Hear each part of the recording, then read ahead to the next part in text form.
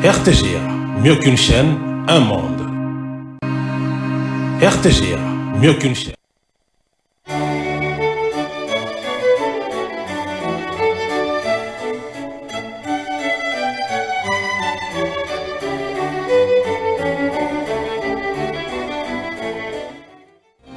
Ce journal vous est offert par Tango Protection.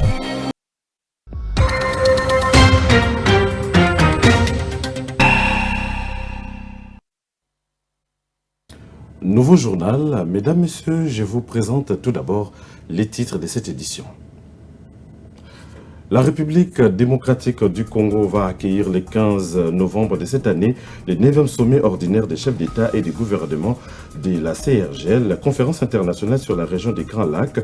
Cet événement diplomatique majeur aura comme thème « Consolidons la paix, la stabilité et le développement dans la région des Grands Lacs ». La RDC prendra la présidence tournante de cette organisation. Et le préparatif de la COP 30, la RDC va lancer la semaine nationale du climat dès le 27 octobre. Le ministre de l'Environnement l'a annoncé au cours d'un briefing presse avec son collègue de la communication média. La forêt et nous, c'est le thème retenu.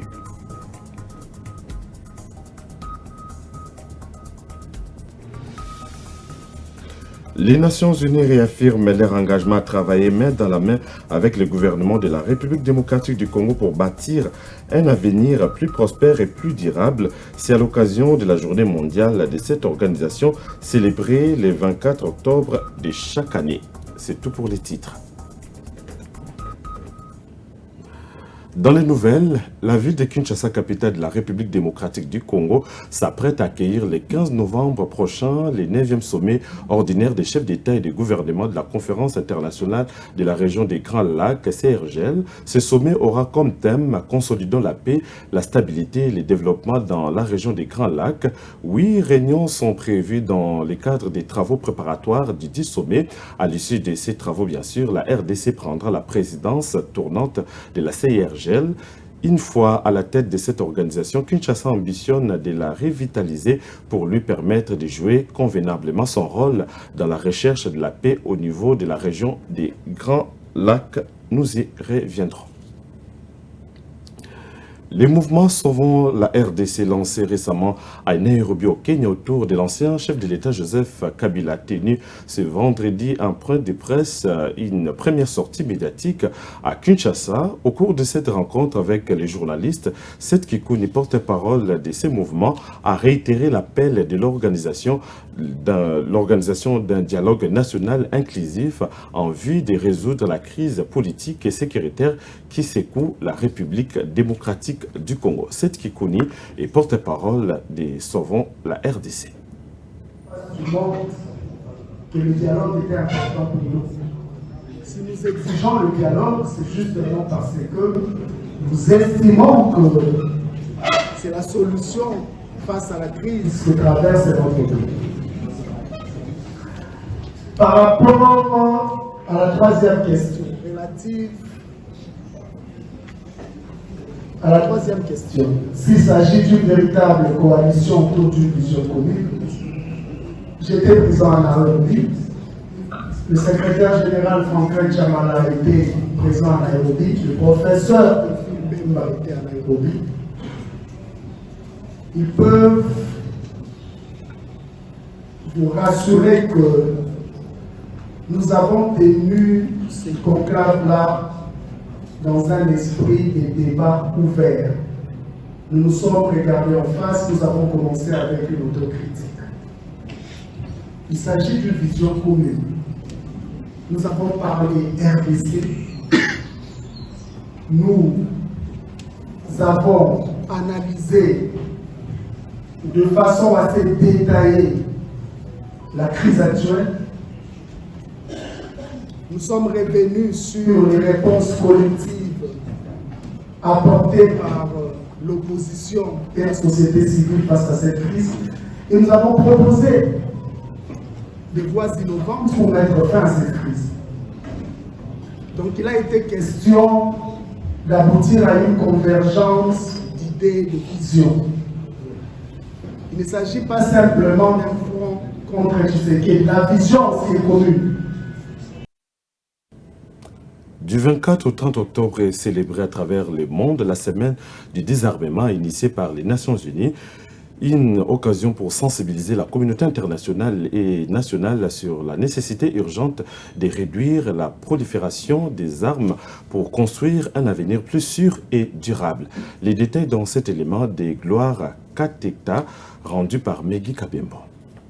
Adopté en 1978 à la suite de la session spéciale de l'Assemblée générale des Nations unies consacrée au désarmement, la semaine du désarmement est bien plus qu'un rituel diplomatique. Elle est un appel à l'action collective, à une prise de conscience profonde sur le danger que représentent les armes, tant au niveau mondial que local. Les Nations unies encouragent chaque année les États membres, la société civile, le média et les citoyens à promouvoir la culture de la paix à travers des débats, des campagnes, des sensibilisation et des plaidoyers pour un monde sans armes. En 2025, l'ONU insiste particulièrement sur le lien entre le désarmement et les objectifs de développement durable en soulignant que le désarmement libère des ressources humaines et financières essentielles pour l'éducation, la santé, la jeunesse et la reconstruction post-conflit. En République démocratique du Congo, où les conflits armés à l'Est déchirent des familles depuis des décennies, cette semaine prend une renaissance dramatique et urgente.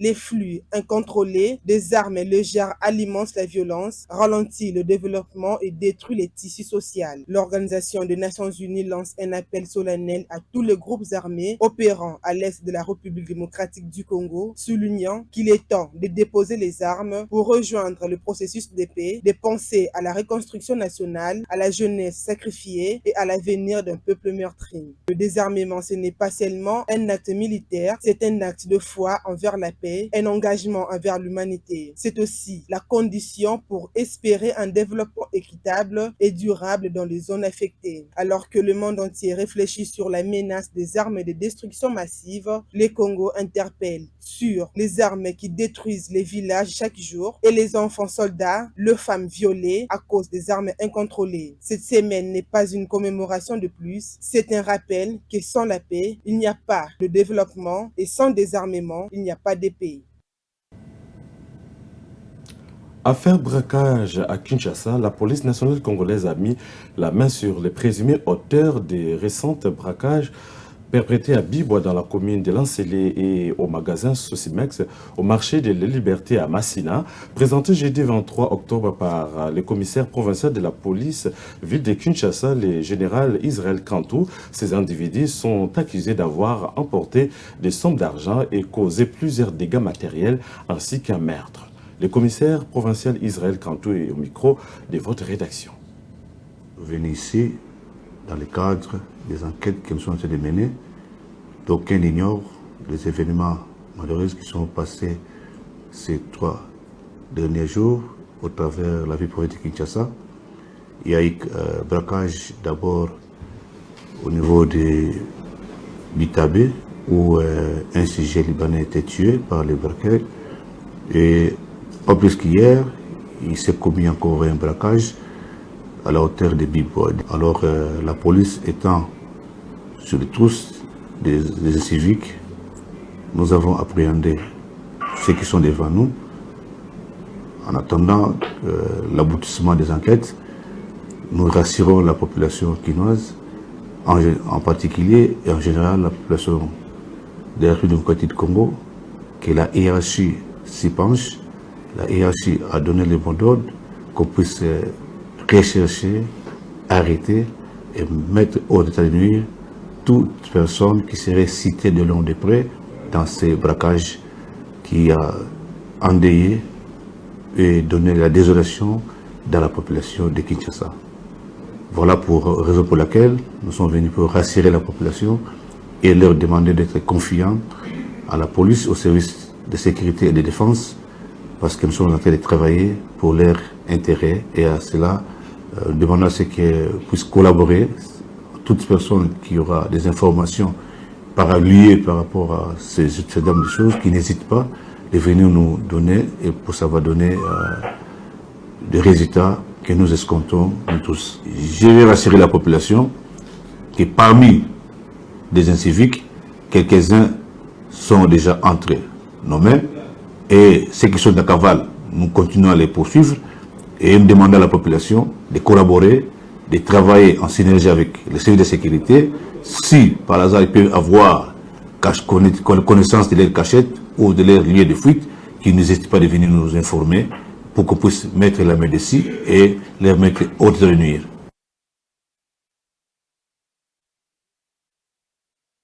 Brésil ont reconnu la volonté de leurs gouvernements respectifs sous les leads de leurs chefs d'État à consolider les partenaires sud-sud au service de la souveraineté nationale et de la stabilité. Cet accord va permettre une montée en puissance des FRDC. Suzy Marie.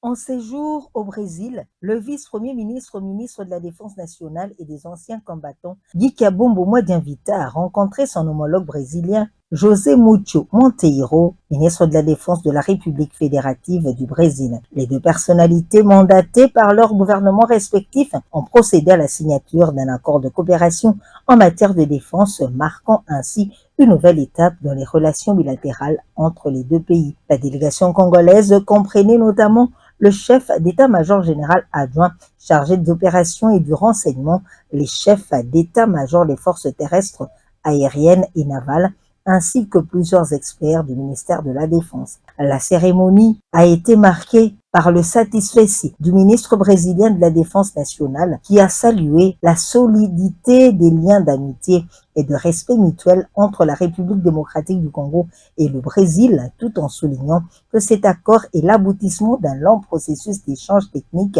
et diplomatique entre les deux ministères. Pour sa part, le vice-premier ministre, ministre de la Défense nationale congolaise, il a exprimé la gratitude du gouvernement et du peuple congolais envers le président Luiz Inácio Lula da Silva et le peuple brésilien, rappelant que cette signature s'inscrit dans la volonté du président de la République de doter les FRDC d'une armée moderne, professionnelle et républicaine. Il a précisé que cet accord ouvre la voie à une coopération opérationnelle et technique autour de plusieurs axes prioritaires, notamment la formation spécialisée des troupes, la coopération technique et l'acquisition d'équipements adaptés. Le ministère de la Défense nationale et des anciens combattants réaffirme ainsi son engagement à œuvrer sous le leadership du vice-premier ministre, ministre de la Défense nationale, en mettant en œuvre cet accord de manière rigoureuse et rapide au bénéfice des forces armées de la République démocratique du Congo et du peuple congolais.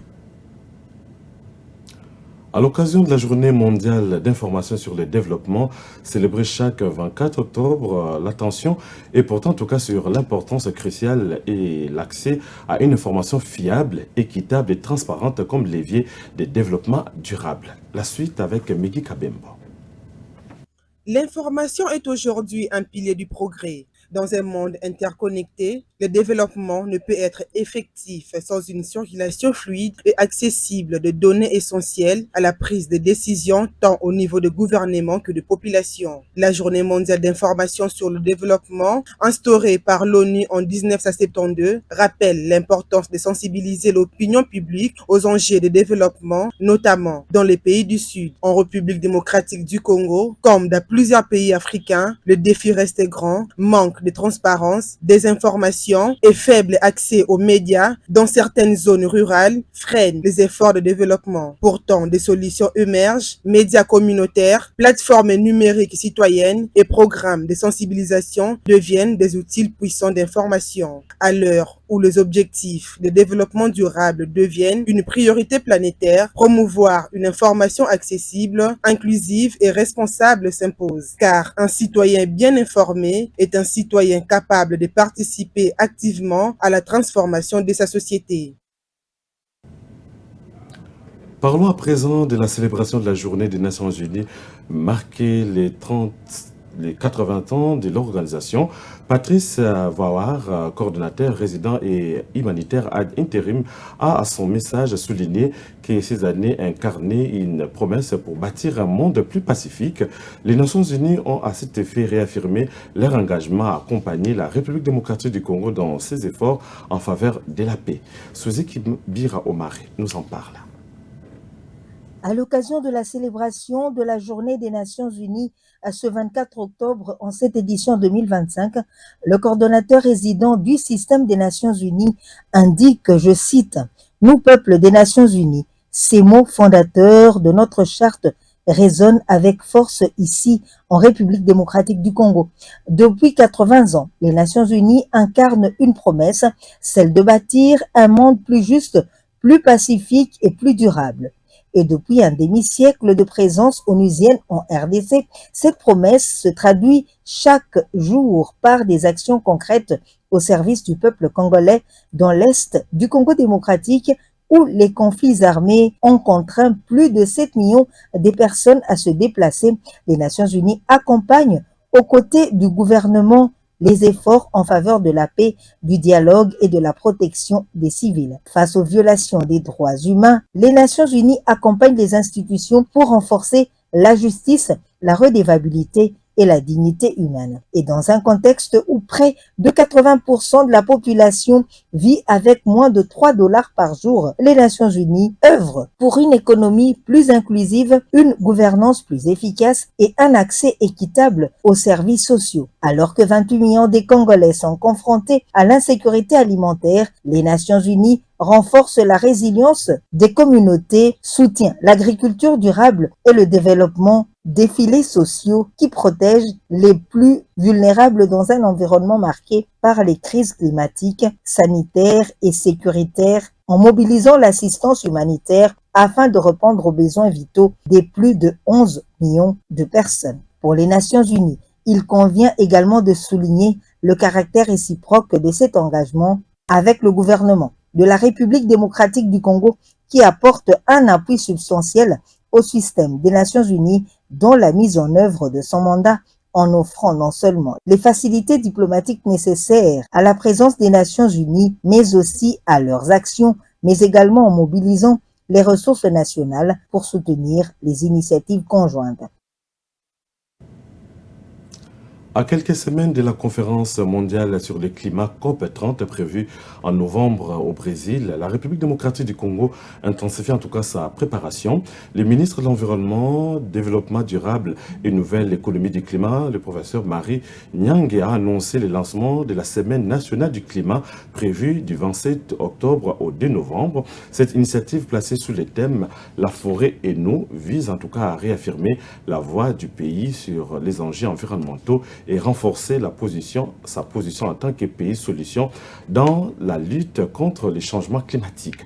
Dieu merci Diaka pour ces reportages.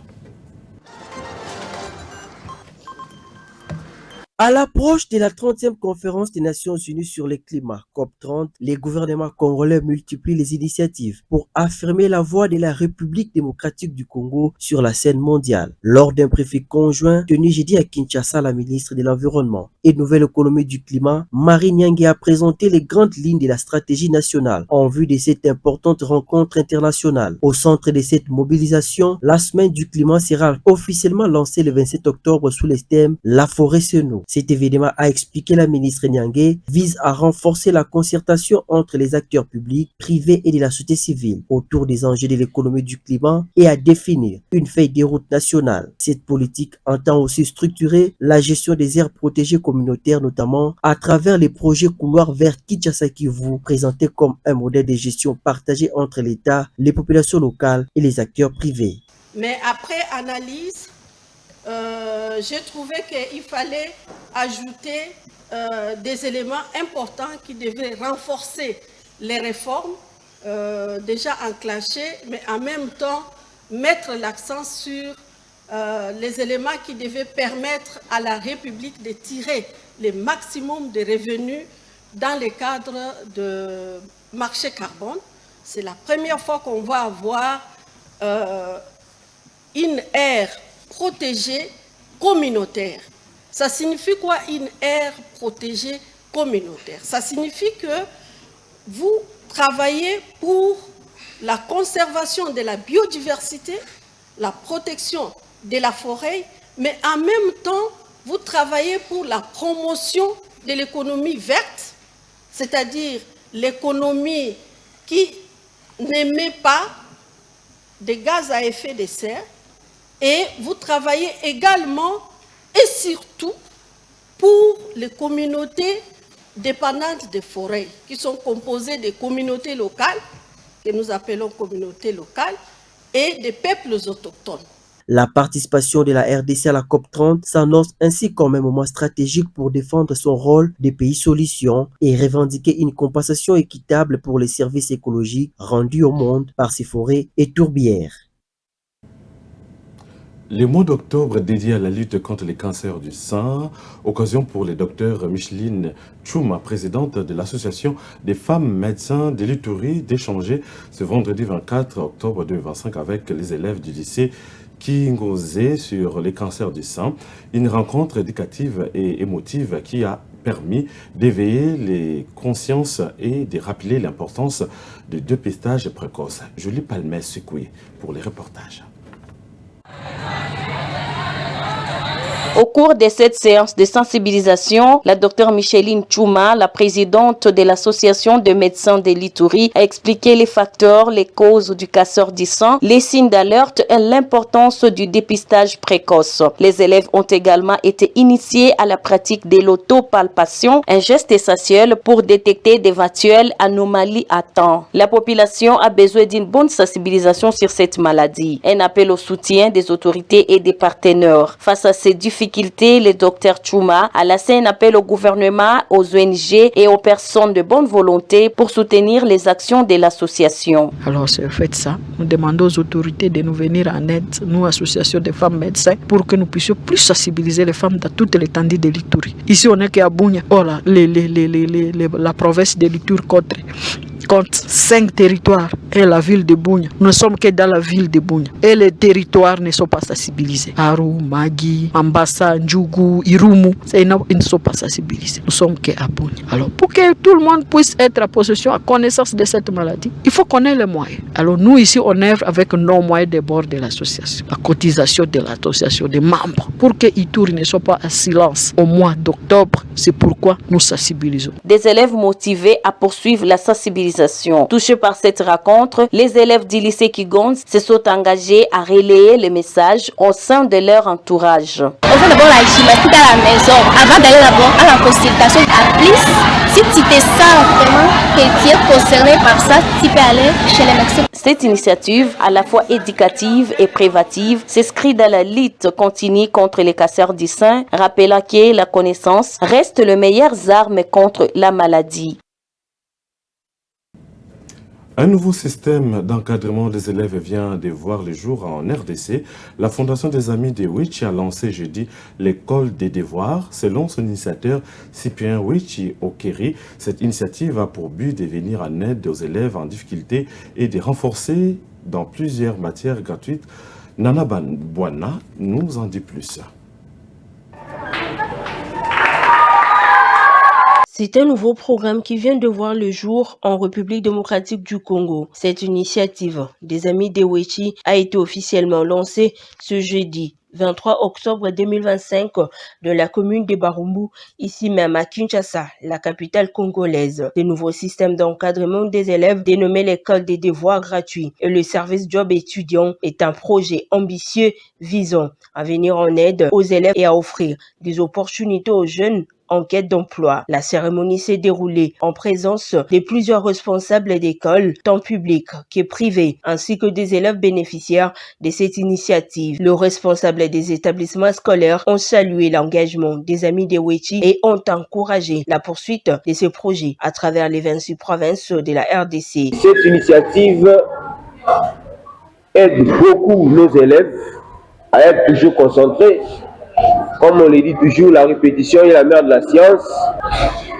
Et c'est à nous, les écoles, de vulgariser ces projets afin d'atteindre un bon nombre d'écoles ici en République démocratique du Congo. Dans son allocution, Cyprien Wichi Okiri Kipembi, initiateur du projet, déplore jusque-là le non-accompagnement du ministère de la Jeunesse qu'il estime pourtant concerné par ces types d'actions et qui, selon lui, aurait dû soutenir financièrement cette première phase. Aujourd'hui, nous inaugurons ensemble la première école de devoirs gratuite et service job étudiant en République démocratique du Congo, un projet porté par les Amis de Wichi. En principe, je dis bien en principe, avec la collaboration du ministère de la Jeunesse. Quand on était en Europe, on a encadré les jeunes belges et aujourd'hui, ils sont des directeurs, des PDG, des ministres. Et pourquoi pas ne pas encadrer Bakoko Nangai? L'école des savoirs gratuits et des jobs étudiants a pour objectif principal d'encadrer gratuitement les élèves à travers les séances des devoirs surveillés et de les renforcer dans plusieurs matières avec une prise en charge complète des salaires des enseignants. Ce projet s'inscrit dans une dynamique citoyenne en faveur de l'éducation gratuite, inclusive et de qualité.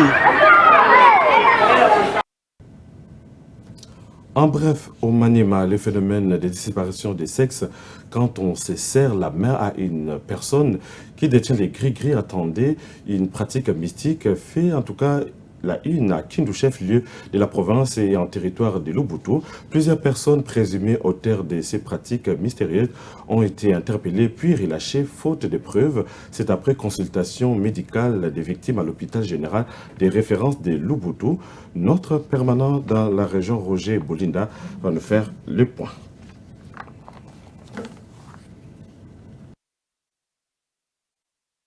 Hélas, Saint-Luc de Kananga dénonce le président de la Linafoot, Bosco Mwepo, qu'elle accuse d'avoir enfreint la décision numéro 57 de la FECOFA Conor rendue le 20 octobre dernier. Cette décision favorable au club du Kassai Central dans le litige qui l'opposait au FC KMB avait officiellement repositionné Saint-Luc en tête du classement de la zone centre-sud en remplacement du FC Chicas, œuvrant ainsi la voie à sa montée en Ligue 1. Cependant, à la surprise de nombreux observateurs, le Linafoot a autorisé le jeudi 23 octobre la tenue du match entre FC Chicas et Sangabalende en violation de la décision de la FECOFA.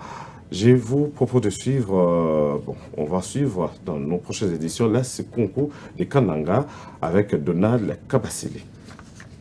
Nous, en tant que club, concernés par ces litiges, nous restons confiants à la décision prise par la FECOFA et nous espérons sereinement que cette décision sera effectivement exécutée par la Linafoot. Considérant que le Conor FECOFA étant un organe suprême, ces décisions sont d'application immédiate et définitive. Et donc, nous ne pensons pas que, comme le disent les analystes, la Linafoot se serait rebellée de cette décision. Ce n'est pas du tout le cas. Certes qu'il y a eu un match qui a été effectivement programmé le 23 octobre à Kananga au stade de jeunes qui a opposé effectivement l'équipe de Chicas à l'équipe de Sangabalende. L'équipe de Chicas ne peut plus jouer la Ligue 1 au regard de la décision prise par la FECOFA. Parce que cette décision de la FECOFA donne raison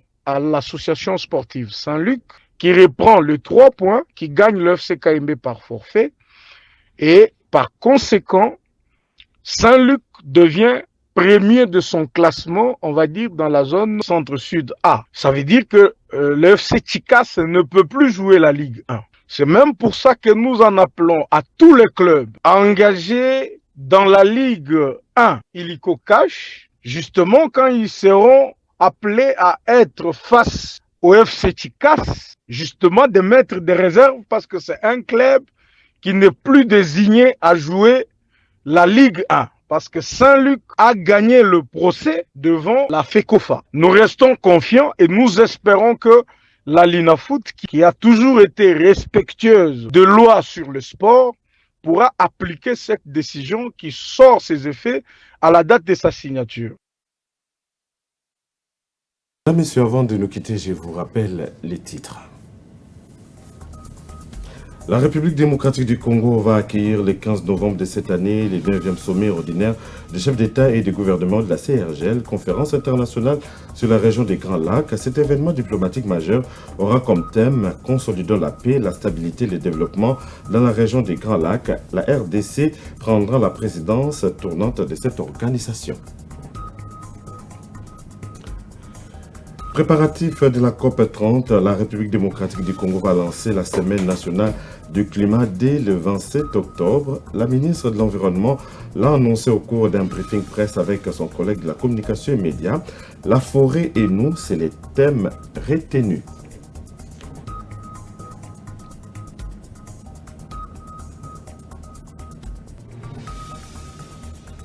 Et enfin, les Nations Unies ont réaffirmé leur engagement à travailler main dans la main avec le gouvernement de la RDC pour bâtir un avenir plus prospère et plus durable. C'est à l'occasion de la journée mondiale de cette organisation célébrée le 24 octobre de chaque année. Ce journal est terminé. Mesdames, Messieurs, je vous retrouve prochainement. D'ici là, portez-vous bien. Au revoir. Ce journal vous a été offert par Tango Protection.